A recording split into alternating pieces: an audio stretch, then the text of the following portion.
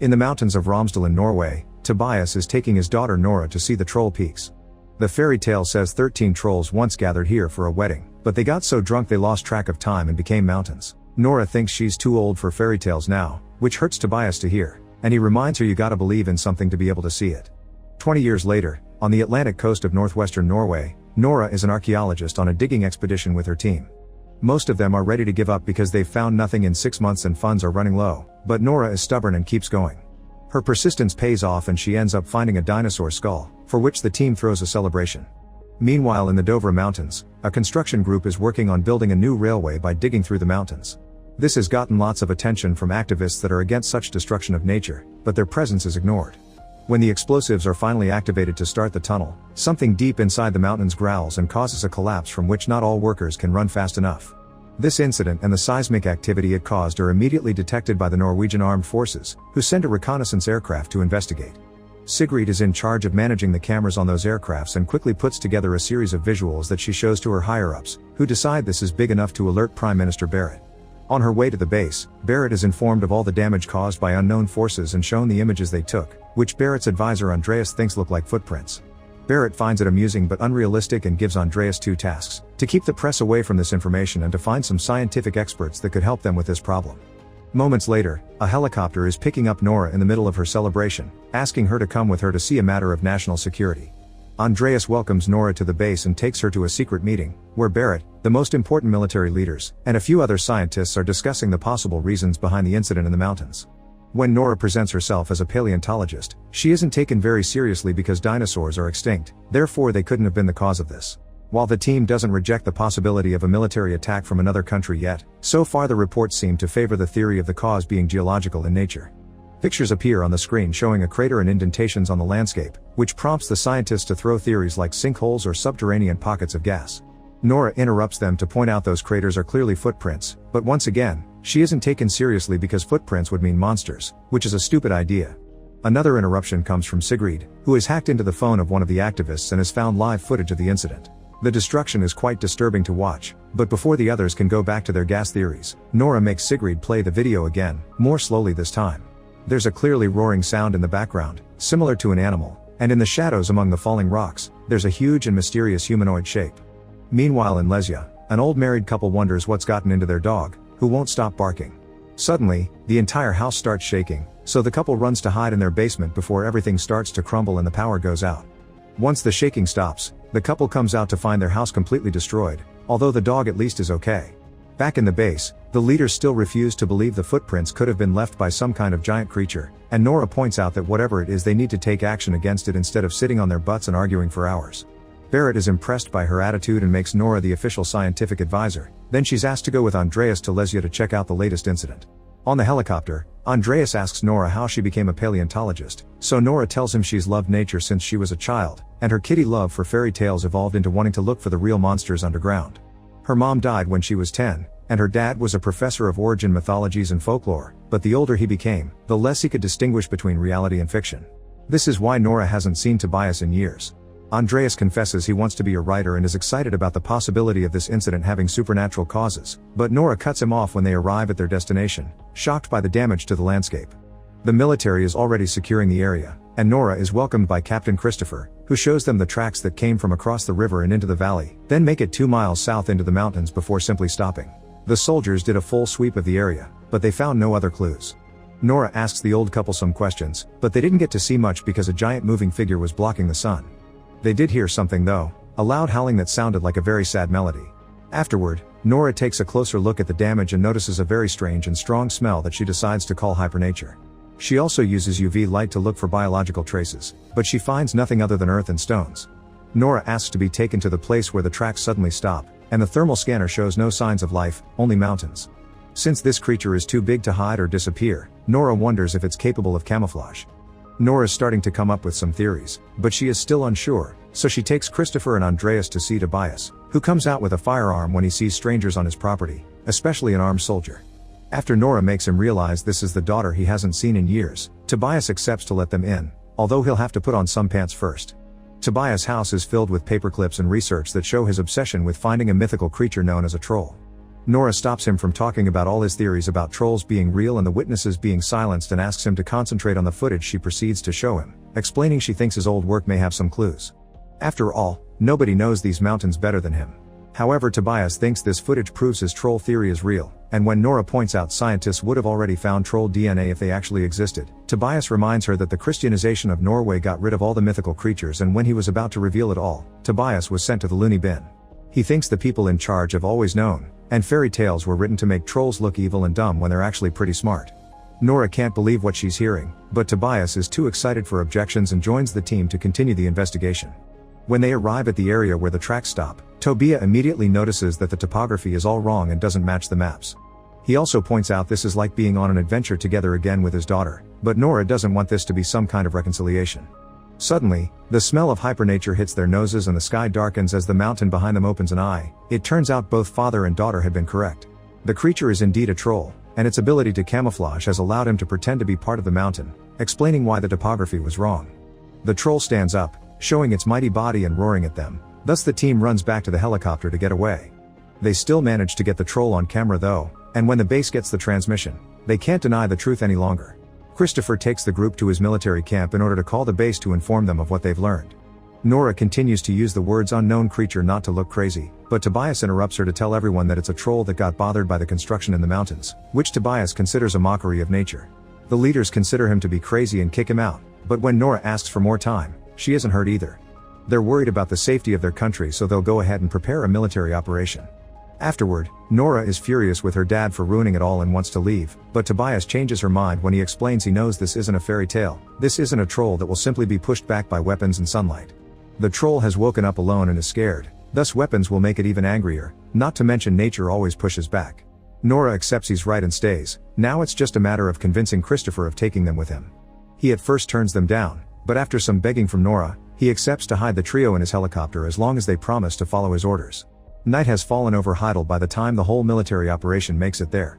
While they wait for the troll to appear, Tobias and Nora remember the old fairy tales they used to share during their adventures, and the two of them finally reconcile. The troll shows up a moment later, but when he gets close enough he stops moving, and Tobias is sure the creature knows they're there. The soldiers open fire on the troll, ignoring Tobias' warnings that it'll only make him angry, but the bullets and the explosions do nothing and only cause it to attack back just like Tobias predicted. Everyone begins running away as the troll destroys everything in its path, including the cameras that were transmitting the operation to the main base. The team hides behind a tree with a wounded soldier, and when they're about to move away, the troll reaches down and grabs the soldier to eat it. Tobias explains the troll probably smelled the blood from the soldier's wounds. Nora, Andreas, and Christopher want to run away, but Tobias decides to approach the troll and try a friendly approach. To everyone's shock, the troll actually stops moving and answers Tobias' gentle words with peaceful groans, but unfortunately not all the soldiers got the memo. A truck opens fire on the troll again, and when the creature turns around to counterattack, it accidentally hits Tobias in the process. As the troll walks away, Nora rushes to her father's side, and Tobias mumbles the words the palace, the king, home, asking his daughter to remember to believe before he dies. When they return to the base, Nora keeps herself busy looking over Tobias' research to forget the pain and look for a solution. When Andreas and Christopher come to check on her, they inform her they've lost sight of the troll for now, but the army is getting ready for an airstrike. Nora thinks this attack will have the same result as the first one, meaning they need to think outside the box. The fairy tales say trolls don't like sunlight, but they've seen this one come out in daylight. The other clue they have is Tobias' mention of how the trolls were destroyed by the Christianization of Norway, which gives Nora an idea. They contact Barrett and the others to explain that stories say trolls used to throw boulders at churches when they heard the bells, which means bells are what they need to use. The leaders think this is ridiculous, so Christopher has to cut in to remind them nothing has worked so far and they need alternatives, thus Barrett reluctantly gives them permission to carry on the plan. The troll reappears moments later, coming closer to the Hunderfossen family park and causing massive panic among the crowd. As everyone begins running away except for a little girl that wants to watch the creature, Christopher and Nora show up in a helicopter, guiding a whole hover that is carrying giant bells. They surround the troll with these bells as they make them ring, and Nora turns out to be right, the sound does hurt the troll's ears. However, the troll also doesn't hesitate to attack to defend himself, hitting the helicopters and making them crash. When one is about to fall on top of the little girl, the troll surprisingly grabs the helicopter to save her before it walks away. Since this happened in such a public location, now the whole world knows about the troll and the fact it's making its way to the capital city. Newscasts from every country cover the incident and phone recorded clips go viral on social media.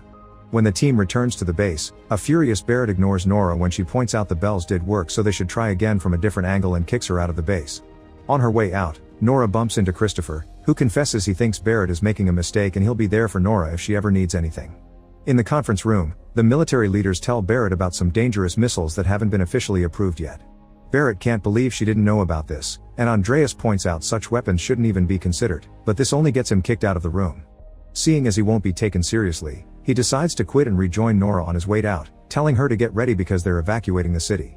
Moments later, Barrett appears on TV officially announcing a state of emergency and asking all the citizens to collaborate as their soldiers take over to prepare for the next operation and help them evacuate without issues. Nora and Andreas are in the same car and get stuck in traffic, so Nora uses this time to keep looking at Tobias' research.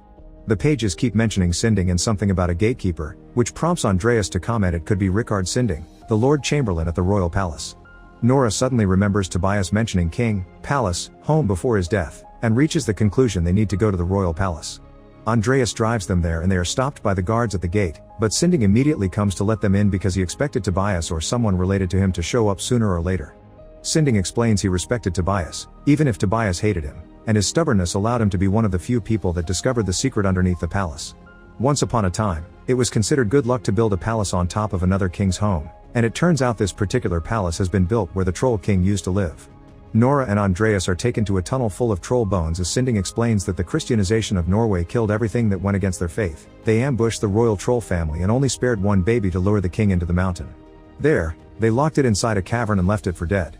12 years ago, Tobias found out about all this and Sinding sent him to the loony bin to guard the secret. He feels bad about that, but still considers it the right thing to do, which makes Nora furious. This isn't time for an argument though. Nora realizes Tobias was right, the Troll King is coming home to the palace and they need to stop it. While looking around the bones, Nora notices her UV light is damaging them, which means the stories were right about sunlight after all. They've seen the troll out during the day, but they haven't seen it under direct sunlight because of the clouds and the mountains. Andreas points out they can't control the sun, but Nora has a plan, and she calls Christopher to get his help. He will put up a special trap while Nora and Andreas lure the troll to it. Meanwhile, the troll has arrived at the city, and once again the military attacks do nothing to it, so Barrett approves the use of the missiles. Sigrid notices the leaders are getting ready to launch those missiles and calls Andreas to warn him, which means they need to find a way to buy time. Andreas asks Sigrid to try to hack into the army's system to stop the launching while Christopher is ringing the alarm system all over the city. This brings all his soldier friends to his location to help him with the trap. Sinding helps as well, asking the guards to put one of the troll's skulls on the biggest truck they have, which Nora and Andreas will drive around the city to lure the troll away from the palace. It takes Sigrid a few tries to get into the system, but once she's in, she immediately stops the missiles, giving Nora and Andreas the time they need. When the troll comes closer, they finally take off and reveal the skull on the back of the truck, which causes the troll to roar in anger and go after them as planned.